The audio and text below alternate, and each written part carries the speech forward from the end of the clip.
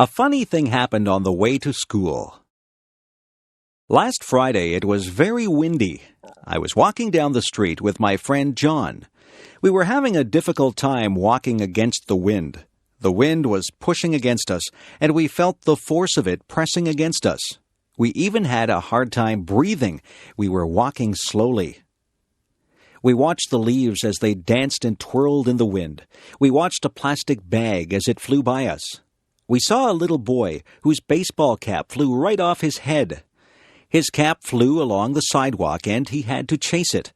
He finally caught it, and he held it in his hands tightly after he got it back.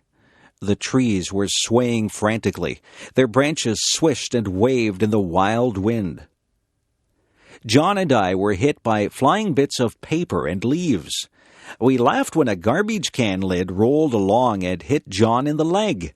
We saw another garbage can rolling along the road as if it was alive. Everything was moving because of the wind.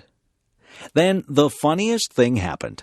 I wasn't paying any attention, and a paper bag came flying up the street toward us.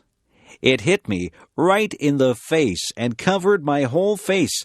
At first, I didn't know what had happened. I was blinded. I couldn't see where I was going.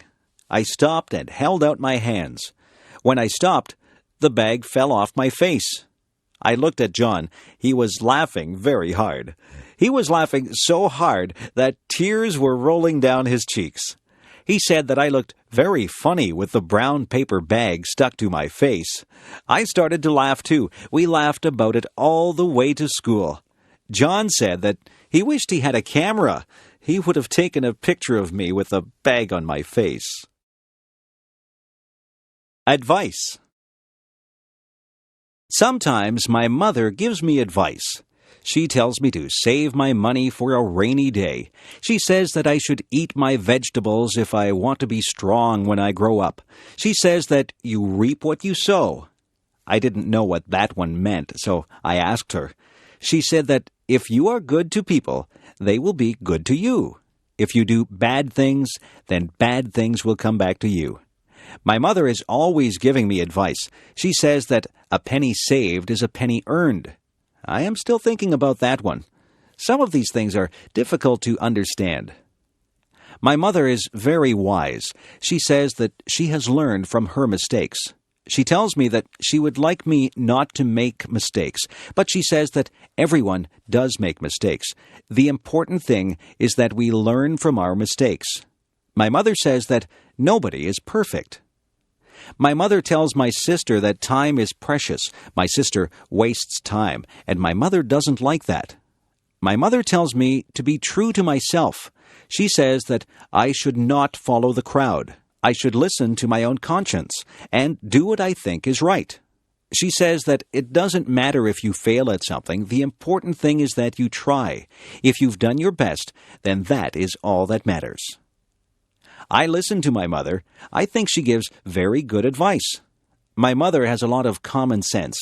I hope I am as wise as she is when I have children of my own. Sometimes I wish that she would not give me so much advice. I think that I know what I'm doing. But in the end, I always remember what she has said, and I try to live by the standards that she has set for me.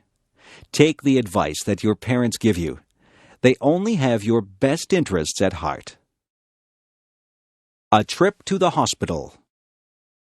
I have to get my tonsils out. I'm not really happy about it, but I'm tired of being sick and having sore throats. I have to go to the hospital 2 hours before my surgery. My mother will go with me. The nurses will take my temperature and check my blood pressure. They will make sure that I am ready for my operation. I will be dressed in a white gown, and I will be wheeled down the hall to the operating room.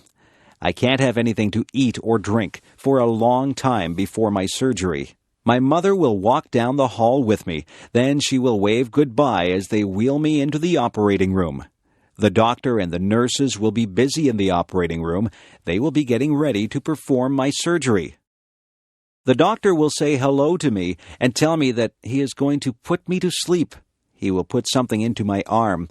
He will tell me to count backwards from 10. I think that I will only say 10, 9, and then I will be fast asleep. I won't be awake for the surgery. When I wake up, I will be surprised that the surgery is over. My throat will hurt and I probably won't feel very good. My mother will be there with me. The nurses will give me a drink and try to make me comfortable. I won't be in the hospital overnight. I will go home later in the day. My parents will have to make sure that I have a lot to drink. I can't eat any hard foods or they will hurt my throat. I will sleep a lot because I will not feel very well for a couple of days. It won't take long before I recover from my surgery. Sometimes we need surgery to make us feel better. Hospitals can be a bit frightening, but the doctors and nurses are very nice, and their job is to make you better. What my cat did. One day I was sitting in a chair drinking a cup of tea. My cat came into the room and sat on my lap. She was quite content, and she sat there purring. My cat likes to drink water, and sometimes she drinks milk. I would never give her tea to drink. Cats just don't drink tea. We were sitting there quietly when suddenly my cat stood up. She was looking at something on the floor. She crouched down low and got ready to pounce. I saw what she was looking at. It was a huge centipede. I think that centipedes are ugly. They have many legs and they move very fast. I would hate to have one crawl over me. I was surprised that she caught the centipede. She put her paw on it, and then she reached down and ate the centipede. The centipede must not have tasted very good. My cat got a funny look on her face, and she looked like she was trying to get a bad taste out of her mouth. I was thinking that I would be sick if I ate a centipede. My cat looked at me and jumped back up in my chair. She stuck her face in my teacup and took a big drink of tea. I was shocked. I had never seen a cat drink tea before. I think that the centipede must have tasted so bad that my cat just needed something to wash the taste out of her mouth. Guess what? I didn't finish my tea. I threw it out and washed out the cup. My cat has never had a drink of tea since that day. She has also never eaten another centipede. If a centipede walks by, she just pretends that she doesn't see it. If I was tiny. Imagine what life would be like if you were 2 inches tall. You would have to be careful that nobody stepped on you. You would have to watch out for cats, dogs, and birds. It would be very dangerous, but just think of the things that you could do. You could live in a dollhouse or even a shoebox. You could use a bottle cap for a plate. You would have to wear doll's clothes. A stamp would make a lovely picture to hang on your wall. You could hide in a mouse hole or a drawer. You wouldn't need much food. You could probably live comfortably on the crumbs that people would leave on the table. A thimble would make a good cup. If you went outside, the grass would seem like a jungle. An insect would be huge and frightening. A puddle would seem to be an ocean. You could cross the puddle in a paper cup and use a spoon for an oar. A matchbox would make a good bed with a handkerchief as a bedspread. You'd brush your hair with a toothbrush, but you'd never find anything small enough to brush your teeth with. You could take a ride on the back of a mouse. You wouldn't find any books that were small enough to read, but you might read the back of a pill bottle. You could ride in a toy car and have a soup bowl for a swimming pool. A leaf could be your umbrella, and a mitten would make a great sleeping bag. If you used your imagination, you could think up something to use for almost all your purposes. Being small might be fun, but then again it would be frightening. I'd be afraid of my pet cat. I wouldn't want a book to fall on me. I would be afraid of being swept away by a big gust of wind. I think I'd rather be my size. Preservation of forests. Many thousands of years ago, much of the world's land area was covered in forests. Since that time, people have needed to clear the forests by cutting down the trees in order to make room for their farms and cities. Today, forests are still being cleared, and many people are worried that too much forest area is being lost. There are many reasons why it is important to preserve forests. One reason is that the trees inside the forests help to remove carbon dioxide from the air and put oxygen back into the air. This is important because scientists believe that too much carbon dioxide in the air might be causing the world's temperature to increase quickly. The forest might help to reduce this problem by absorbing carbon dioxide from the air. Another reason for preserving forests is to maintain many different species of plants and animals. The forests are the home of a huge variety of plants and animals, which will become extinct if the forests are destroyed. These plants and animals are both beautiful and interesting, but they also have practical benefits for people. For example, doctors believe that many diseases might be treated by chemicals that are obtained from forest plants. Forests are also important for providing wood or lumber, but sometimes people cut down too many trees for lumber. To preserve the forests, it is important to ensure that the amount of wood removed is not more than the amount of new wood that grows in the forest. Otherwise, the forest will gradually disappear. In many parts of the world, forests have already been cleared. In recent years, many forests have been cleared in South America, Africa, and Southeast Asia. In other parts of the world, the forests have already been cleared a long time ago. There are only a few areas of the world where very large areas of forests have not yet been changed by people. These areas include the Amazon rainforest of Brazil and the northern forests of Canada, Alaska, and Siberia. Some countries have passed laws to protect their forests from being cleared. For example, a country can declare its forest areas to be a national park and prevent the forest from being cut down. However, this is very difficult for poor countries to do. The people may want to cut down the forest to obtain wood, to gain access to natural resources in the forest areas, or to have new land for farming. When forests are cut down to gain new farmland, however, people usually find that the soil is not very good for farming. It is a difficult challenge to provide opportunities for poor people of the countries and to protect the forests at the same time. However, it is very important that this challenge be met successfully because the forests will be needed by future generations of people. Violence on television. Nowadays, the issue of violence on television is often debated. Many people are concerned that the images of violent acts might cause the viewers to become more aggressive. Some of these people believe that there should be restrictions on violent television programs.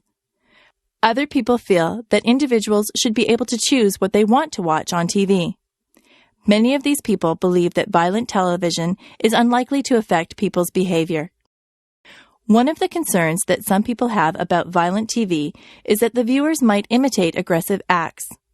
For example, consider a TV program that shows professional wrestlers. Some people believe that children who watch the program might copy the actions of the wrestlers and that this could lead to serious injuries. As another example, consider a TV program that shows people shooting guns at each other. Some people believe that viewers of such a program might be more likely to use a gun in their disputes with others. Another concern that some people have with violent TV is that it might make people less sensitive to the effects of violence.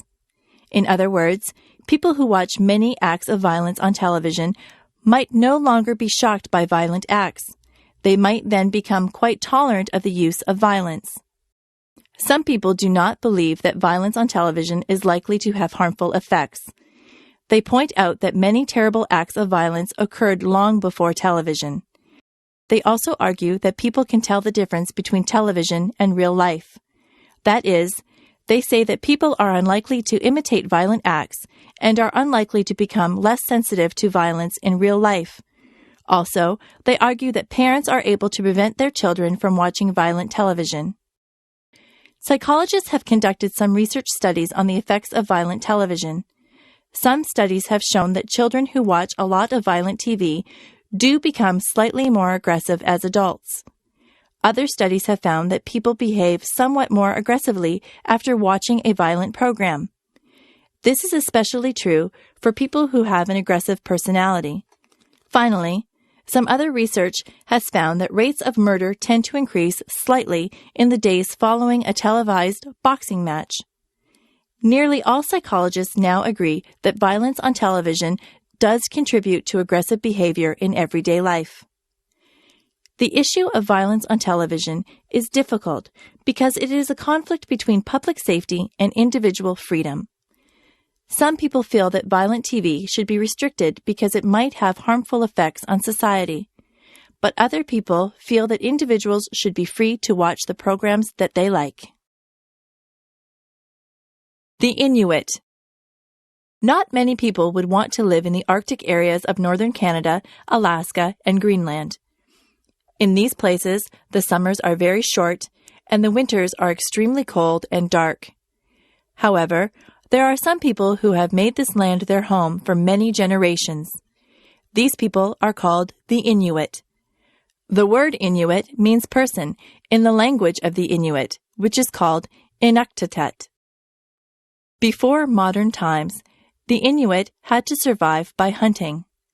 Because their homeland was in such a cold northern place, the Inuit could not make a living by farming or by gathering plants. Many of the animals that the Inuit hunted are mammals that live in the water. For example, the Inuit used boats to hunt whales. Also, they hunted seals by waiting for the seals to rise to the surface of the water.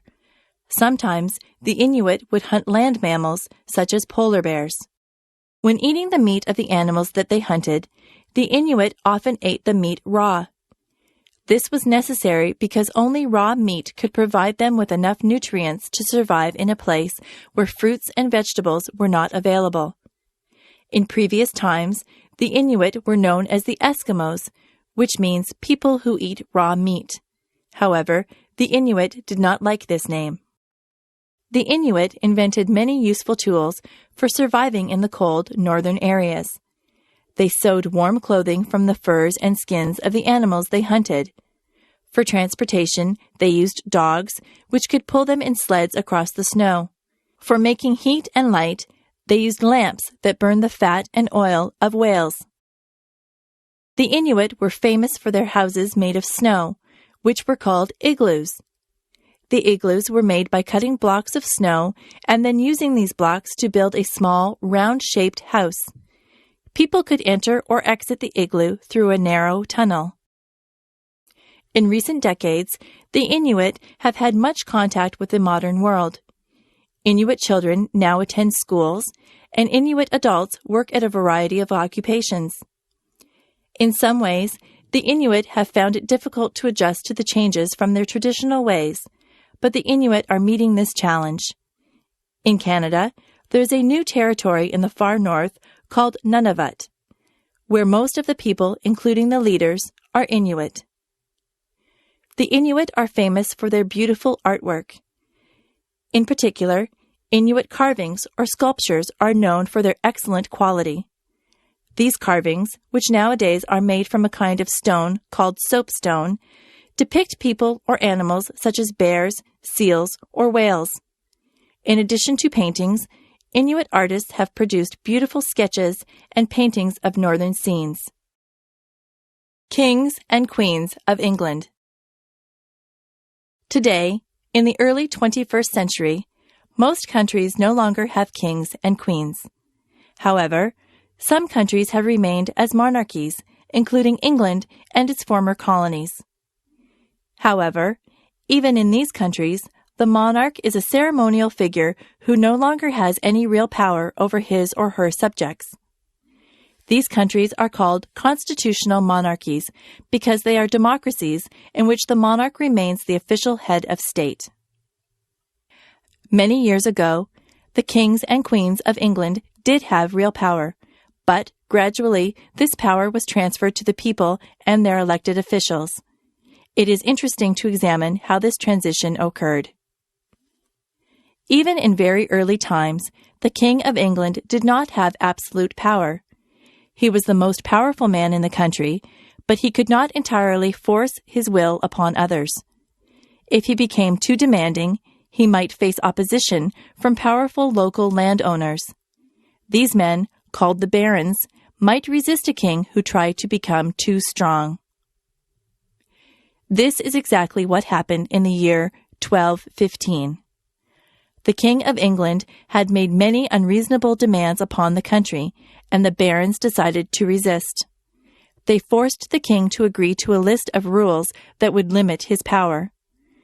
These rules were written in a famous document called the Magna Carta.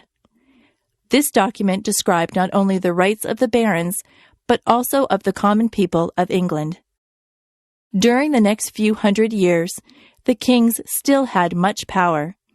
However, some other people, such as the landowners and the richer men of the towns, also had influence. Their meetings became known as parliaments, and the king had to share power with the parliament. During the 1640s, one king tried to rule without parliament and tried to take away the rights of parliament. This led to a civil war, and the king was defeated. England soon became a monarchy again, but it became clear that Parliament would have more power than the king. Until the 20th century, the parliaments of England became more democratic as more and more people were allowed to vote. Today, England still has a constitutional monarchy, but not all English-speaking countries recognize the English Queen. For example, the United States became an independent country over 200 years ago and has become a republic ever since. In some countries, there is a debate about the future of the monarchy.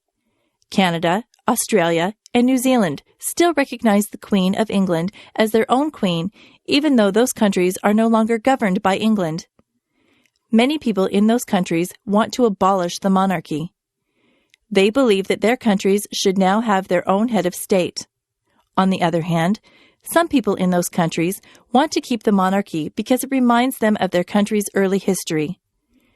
This is an ongoing topic of debate for Canadians, Australians, and New Zealanders. The origins of Canada and the United States. Most people are aware that Canada and the United States are two very large countries in North America. However, most people do not know how these countries came to exist. The story of the creation of these countries is a very interesting one. During the 17th and 18th centuries, some people from England and from France moved across the Atlantic Ocean. English people lived on what is now the east coast of the United States, and French people lived in what is now Quebec, in the eastern part of Canada. The kings of England and France were often at war with each other.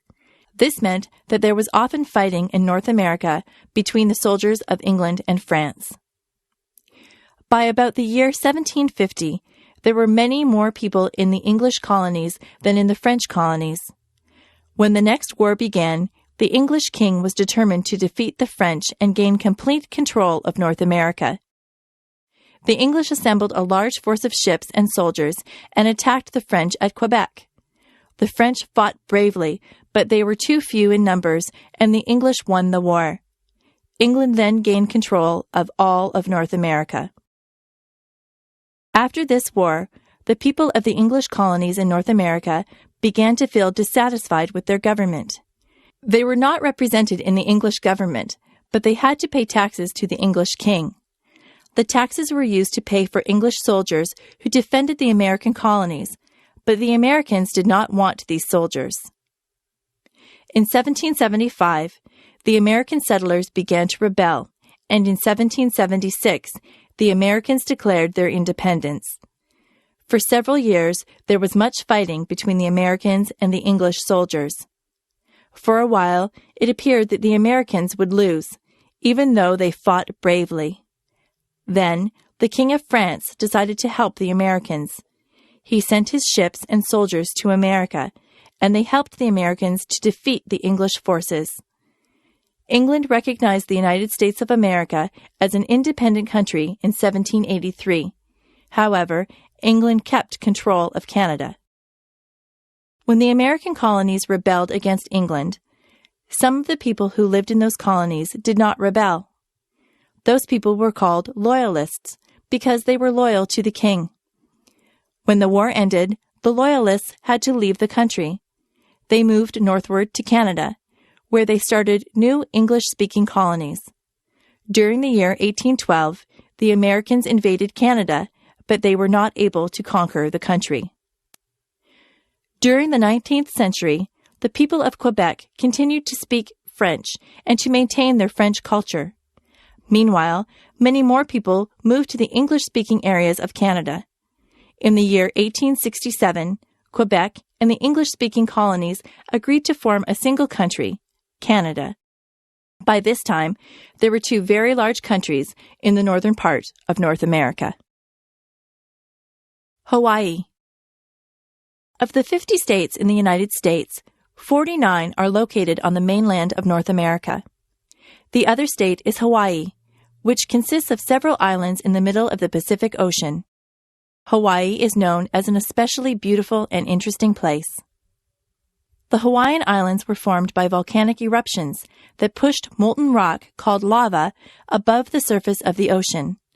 Some of the islands no longer have any volcanic activity, but there are still active volcanoes on two Hawaiian islands, Oahu and the Big Island, which is known simply as Hawaii.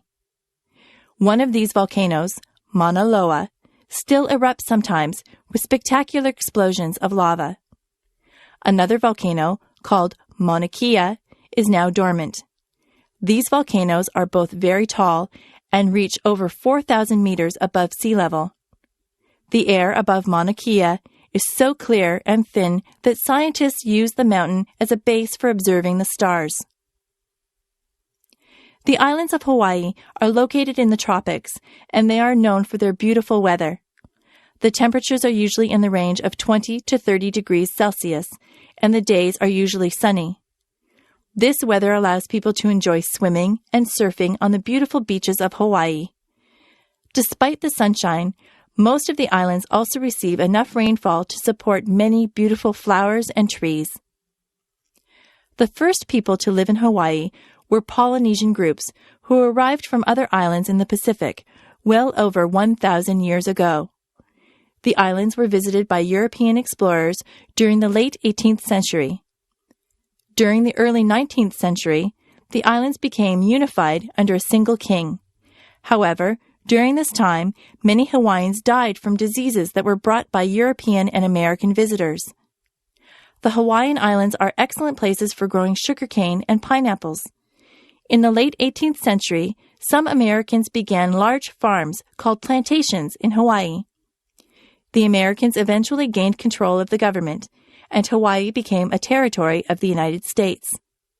The United States built a naval base on the island of Oahu at Pearl Harbor.